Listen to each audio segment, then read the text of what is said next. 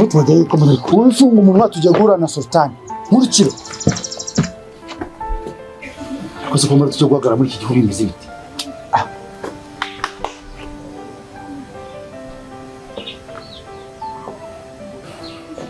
Sultan, ndagira ngo ngushimire kuba umuyihariye ukaba wongeye kungarura. Ibi bijyanye n'abitwara bigurishije. Ariko icyo nsigaranye cyose nagaho kwitura. Bose. Si. Urashaka kunyitura? Sasa reka ngo ukuri. Ukuri unabimenye. Ibi bintu byose urimo. Ni njyewe Sultani, njye wabikoze. Wabyumva gicucu? Reka rero nkubwire. Buriya wowe ibintu byawe byo kuzana ubusambo. Nagira ngo nkubwire ko ubusambo nyuma y'ubwenge haba ubundi. Ibi byose urimo. Nanjye nagombaga gukoresha ubwonko bwanjye. Nanjye nkagukuraho amafaranga. Biriya byose nagukoreye. Uyu munsi ubimenye uriya Sheila naguhayemo pasi uriya ni umugore wanjye unabimenye w'isezerano tubana. Uribuka umunsi wa mbere duhura. Niba ubyibuka neza uretse ko nawe nabona gusa n'umuntu hari w'ikigoryi. Umunsi wa mbere duhura njya kuguhamo pasi. Twicaye hahandi mu kabari niba ubyibuka. Numvaga isesemi yanyishe mvuga ngo iki kigoryi kiragenda ryari. Ikindi niba ubyibuka. Inshuro yindi uza kungisha inama ngo umugore wawe arakunaniye ngo urashaka mutandukane. Urabyibuka. Buriya niyo mpamvu nagombaga kubigushyiramo nkagushyiramo ngo udatandukana nawe mugakomeza mukaba muri kumwe. Ariko none nabigarukaho nakwibuka kuno ninjoro muri bwongere kuza kubonana. Ngomva nazana n'inshoka nkagukuraho bikanarangiriraho. Reka rero nkubwire nuko ibi byose uko byagenze imva n'imvano yabyo.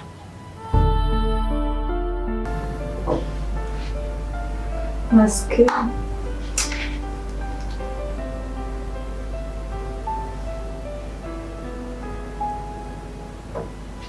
Hello.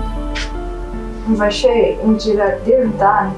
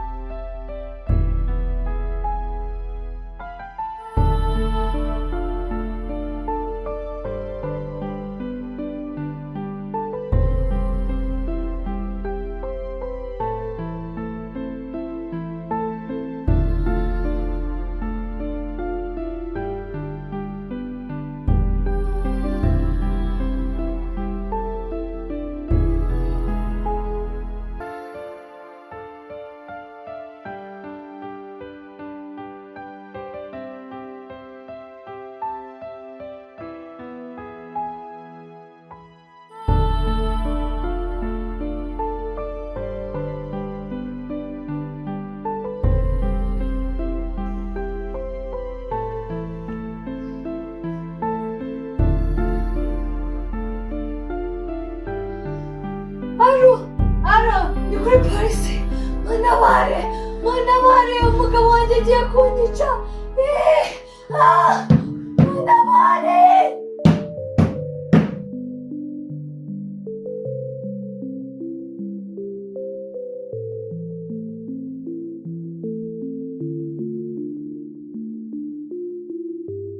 wirirwa ugenda ngo ngewe ngo ndi umwavu ubundi kuretse kuri n'ikigoryi aho wambone ubundi ngewe nize amategeko hehe rero urahangetse ngo Sheila wawe yarapfuye reka nze nkwereke surprise ubundi nkwereke uburyo ya mitungo yawe bimwe najyaga ntakinzara imitungo amazu nirire kankwereke ubwo surprise Sheila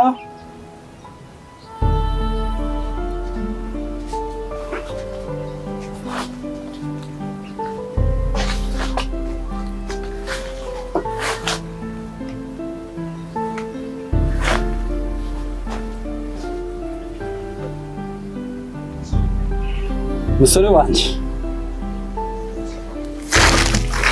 nanjye zishya none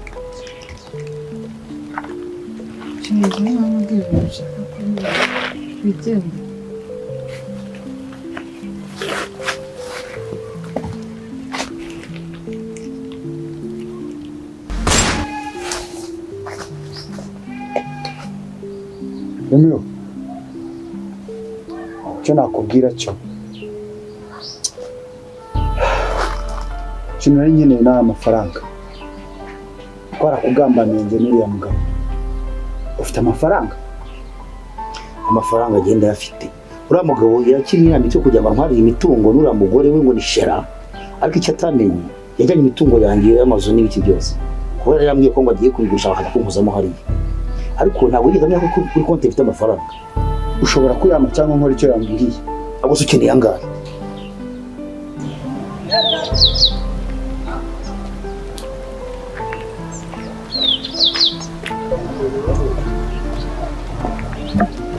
Sultan, amazi sakirya yandi ubu tuvugana byamaje kumenyekana ko njye watokesheje Romeo. Uribuka abapolisi babiri twakorana? ndabibuka Umva bambwiye ko nta gusubira mu kigo ndamutse nsubiye mu kigo ni mabusa nawe urabyumva. ikibazo gihari ni ikihe Meza amafaranga nereza akira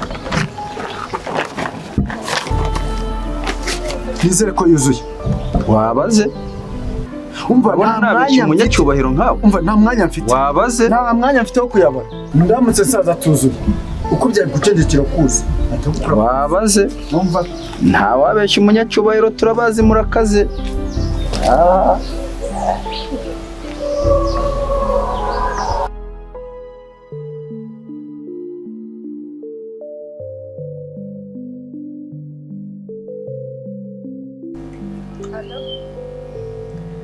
ariko Sultan ubwo pe amafaranga yose urayajyanye urahamejeje n'ibyo nkoze ariko nagira ngo mwibutse ko ntari mwe wateka imitwe ndashobora kubeshya amafaranga mu minsi ibarirwa ku ntoki ndaba nibereye i Burayi ibwota amasimbi ibyo by'ubujiji bwawe ese ubundi muri aka kanya niba wowe waragiye ugahemukira umugabo wawe Raoul ku rundi ruhande ko wari uzi na diro twari dufitanye ibyo wakora byose aho wajya hose uzafatwa koko ubwo ibintu byose Romeo yagukoreye n'icyo twituye ntajya mu mwibutse ko ayo mafaranga ari munsi y'umugabo wanjye gahunda zose twagiye dupanga kugira ngo tubone uko Raoul tumurangiza byose si byakunaniraga nkabyikorera none ngo urashaka amafaranga ubu koko ko Raoul nta kintu atagukoreye ni ibyo koko mwite ariko uryeje aho uri hose ntituzafatwa ibyo uzirikane ijambo ryanjye akashobora kubeshya umva reka tubyihorere sinkeneye guterana amagambo nawe wakibanda ariko sasa ibintu byose urimo urankangisha ngo uzakora ibi niba uzakora ibi nibi kuretse kuri n'akajiji ubundi biriya byose wari uyobewe ko mfite umugore wanjye nkunda cyane Esther toka pare wanjije we nta n'ikintu nonga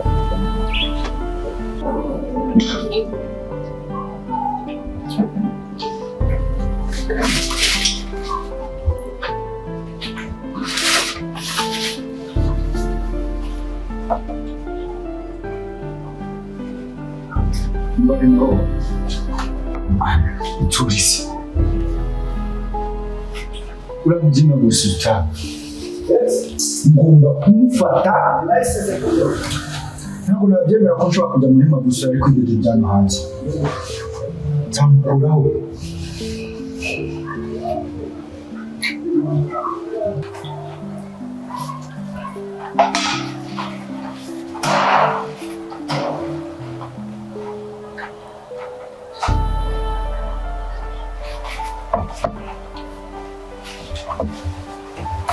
Fisto, ndatekereza ushaka gusaba rwose. Iyo mafaranga make abashije gusigara, umukobwa twakora no kutoza. Zo bacuje ibintu byose babitwaye. Muri byinshi byose bigurishije nyamara akaba ari yakugereza. Azajya kugurishije kuba ari namusinyiye yuko tuguze. Bitasiyo n'abizi baje kwibashiriza muri gereza, yazagurisha. Ariko nasiga ko kose. Uko kose. Mfasha ngiye unyereke Sultan hariya. Ndagira cyane ngo Sheila. Nzakwitura uko nashobora ko kose. Buriya Sheila iyo ni igikomere cyane kuruta irahira muri Sultan.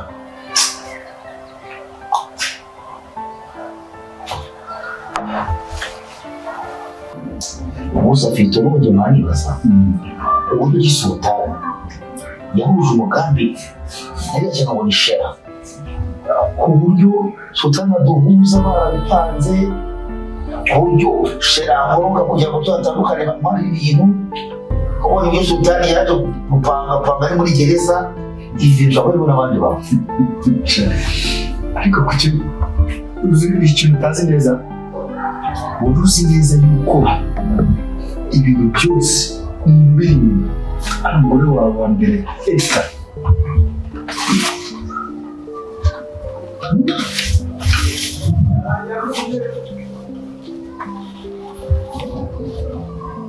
Mbese neza? Esther n'ubiri ni master plan w'ibintu byose. Ndakubwiye sohoka bomba sohoka tuka ndakubwiye bw'ijoro urasohoka muri iyi nzu neza cyangwa nabi iki Esther ndashakubasa urasohoka muri iyi nzu ku mahoro cyangwa gusohoka ndakubwiye ngo urasohoka cyangwa usohoka iga nta n'isoni ariko nk'ubwo ngubwo uratinyuka amagarijwe ambwira ngo murasohora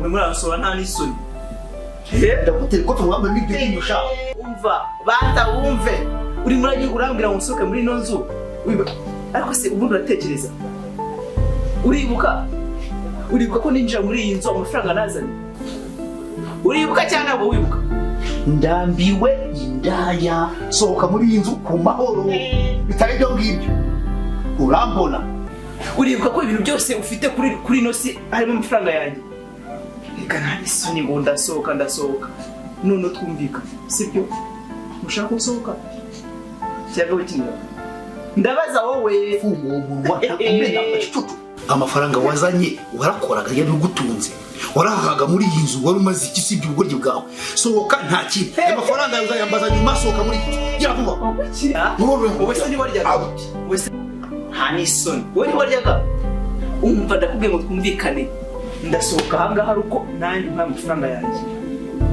ndakuramo ibyanjye niba ushaka gusohoka amubwire rero sohoka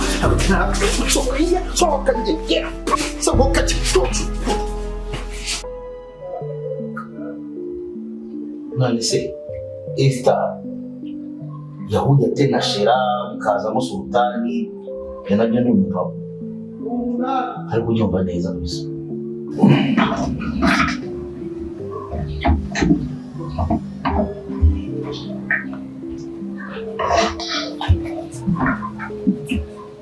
Wewe ikintu utaruzi neza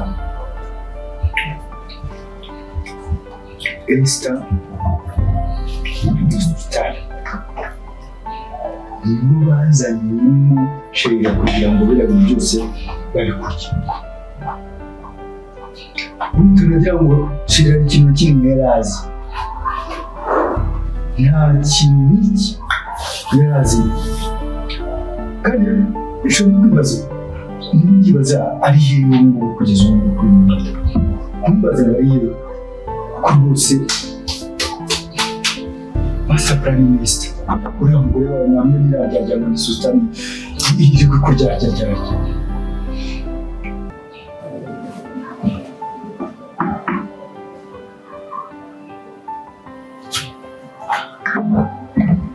mfite urumva ko icy'ingenzi cyihutirwa ni uko abantu bose bagomba gufatwa yaba ari Sheila yaba ari iranya ngo ni Sultan, yaba ari iranya ngo ni Esther, bose badafashwe urumaze kuja gushakishwa.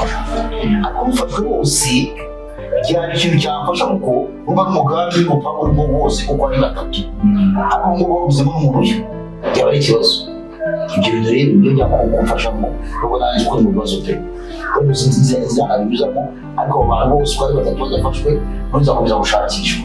Umva rero muri leta ngubu icyaha cyanditse ko ntabuzi ko Sheila hari.